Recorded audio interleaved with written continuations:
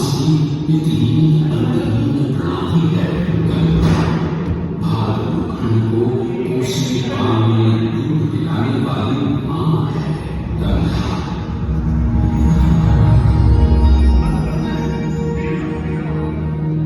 इस जीवनदायिनी मां का गंगा मैया का जन्म कब कहाँ कैसे हुआ जानते हैं आप? आइए बैठिए, आज हम आपको दिखाएंगे सुनाएंगे गंगावतरण के पौराणिक विधा की कहानी। कहानी बताती है जब सारा संसार 3 लोगों में बटा और बसा हुआ था, स्वर्गलोक, भूलोक और पाताल लोक। उसी सतयुग में इक्ष्वाकु कुल के सूर्यवंशी राजा सगर ने सारे संसार को जीतने के लिए एक अश्वमेध यज्ञ का संकल्प किया।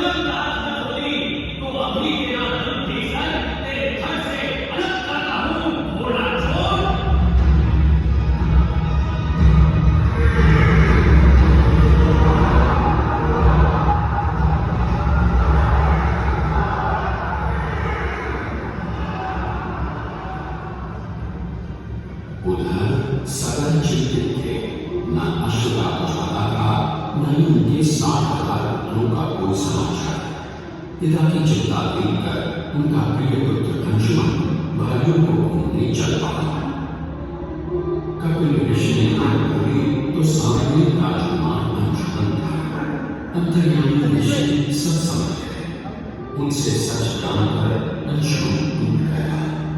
अपने भाइयों की ओर से मैं आपसे क्षमा मांगता हूं, किंतु आपको ही उन्हें वापस जीवन दान देना होगा। मृतकों को जीवन नहीं, तर्पण की मूर्ति में आवश्यकता। मृत्यु का इलाज कोई नहीं कर सकता, किंतु मेरे कोप की औलाद से भस्म लोगों का आसन नहीं होता तर्पण। गंगा जल, केवल गंगा जल ही करेगा उत्तम में, जो भस्म हुए तेरे बंधन। गंगा, गंगा किसका नाम है ईश्वर? स्वर्ग की सैदा गंगा, विष्णु के जन्म से पैदा, ब्रह्मा की पुत्री है गंगा। विष्णु के पैरों से पैदा, ब्रह्मा की पुत्री। मैं कुछ समझा नहीं श्रेष्ठ ऋषि। ये एक लंबी कहानी है। दानी था राजा बड़े, पर करता था ब्रह्म। पूरी पृथ्वी पर फैला था उसका ही आनंद। अत्यंत को रोक ले विष्णु ने कहा गुरु बावन अंगों का कोना बढ़कर पहुंचे जहां था गुरु। सारे दरबारी पौने ब्राह्मण धर्म से, पर बलि ने जब उसे दान मांगने को कहा तो उसने कुटिया बनाने को केवल 3 बार प्रतिमा दी। पर जब पौने ब्राह्मण ने पूरी मांगनी शुरू की तो जैसे चांद ही आ गया।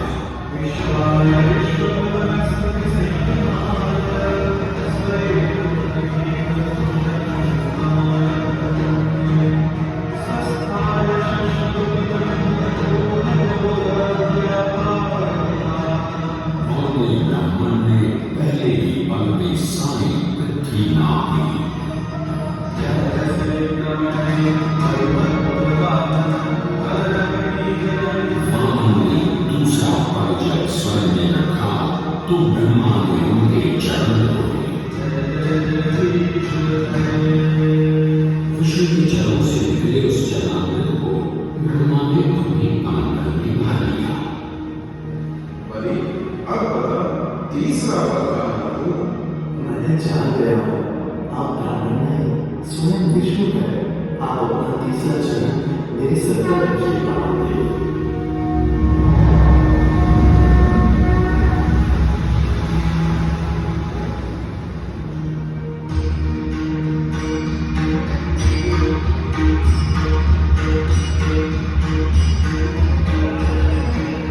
पवित्र किंतु चंचला, आज से तू मेरी पुत्री और नाम तेरा गंगा।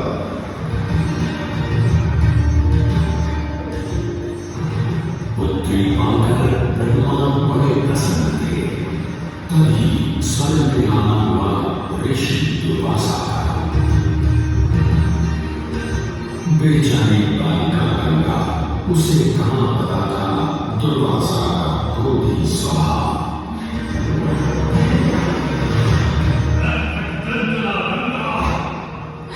यदि मुझे स्वर्ग में बंद करना है ऋषि दुर्वासा का ज्ञान, तो भूलोक में जा, वही पवित्र पृथ्वी है, अब मेरा स्थान।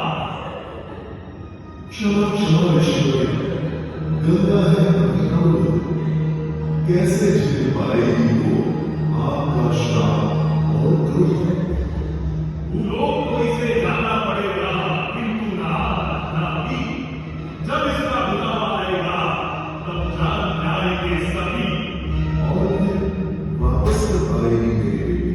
पृथ्वीवासियों को अपने जल से धोते धोते जब यह स्वयं दूषित प्रदूषित हो जाएगी, तब गंगा धरती पर और न रहने पाएगी और वहां से लुप्त हो वापस स्वर्ग आ जाएगी।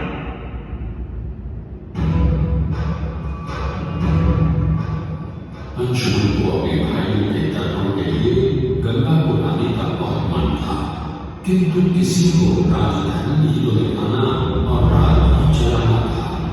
देखते देखते 7 पीढ़ियां गुजर गए, पर 7 पुष्पों के बाद राजकुमार भगीरथ ने राजा बनने से 7 के पार कर दिया। क्षमा कीजिए, क्या आवश्यक है कि राजा का बेटा भी राज संभाले? मैं पहले तपस्या करके ब्रह्मा से गंगा को मांगकर पृथ्वी पर लाऊंगा और उसके पावन पवित्र जल से अपने 60,000 पूर्वजों का तर्पण करूंगा। भगीरथ दूर एक जंगल में समाधि लगाकर बैठ गए और ब्रह्मा का आह्वान करने लगे।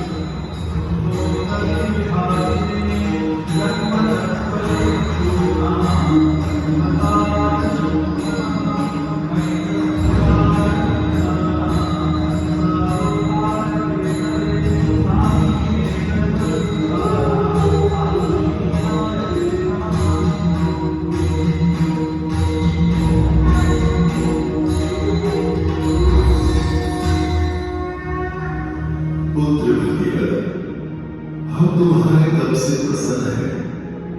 बताओ क्या आशीर्वाद चाहिए। भगवान, मेरे पूर्वजों के तर्पण के लिए मुझे आपकी बेटी गंगा चाहिए। के पृथ्वी पर जाने और धरतीवासियों का कल्याण करने का समय आ चुका है।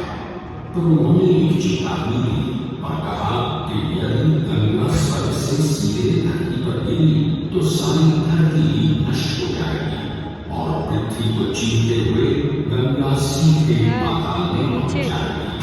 इसलिए उन्होंने भगवत को सुझाव दिया कि वो भगवान शिव शंकर को मनाए ताकि जब गंगा स्वर्ग से नीचे उतरे तो वो उसके अपनी जगह पर थाम ले। भगीरथ ने एक अंगूठे पर खड़े होकर भगवान शंकर को मनाने के लिए शिव शंकर का जाप शुरू कर दिया।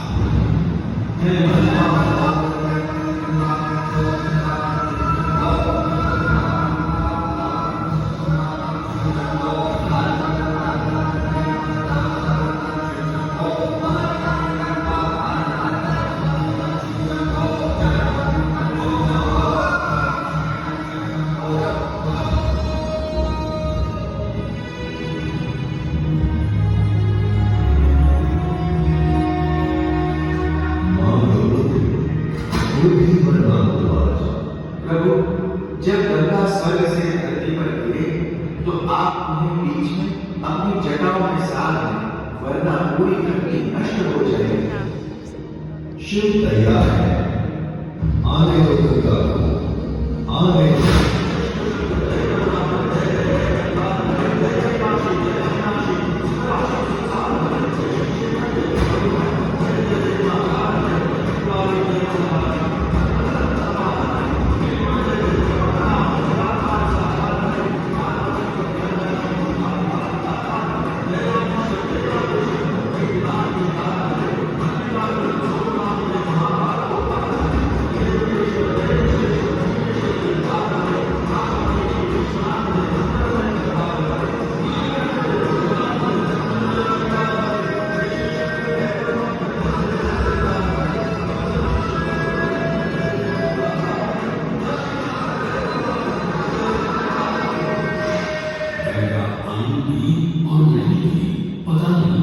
हो गई हो।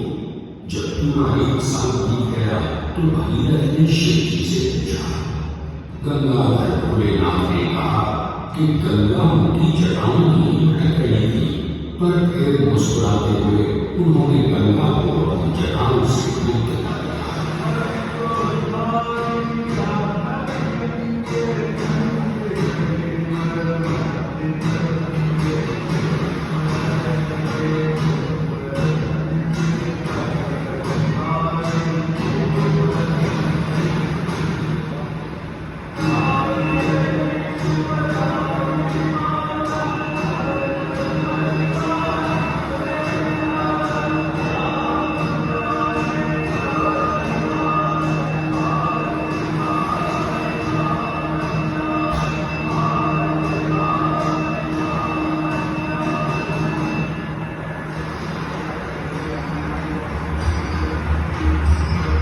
गंगा ने भगीरथ के साथ गंगा सागर जाकर सगर के हितों का उद्धार किया और साथ वो भारत की सबसे महत्वपूर्ण नदी बन गई, जिसका भारत के जीवन में धार्मिक, आर्थिक, सामाजिक, ऐतिहासिक परिणाम है।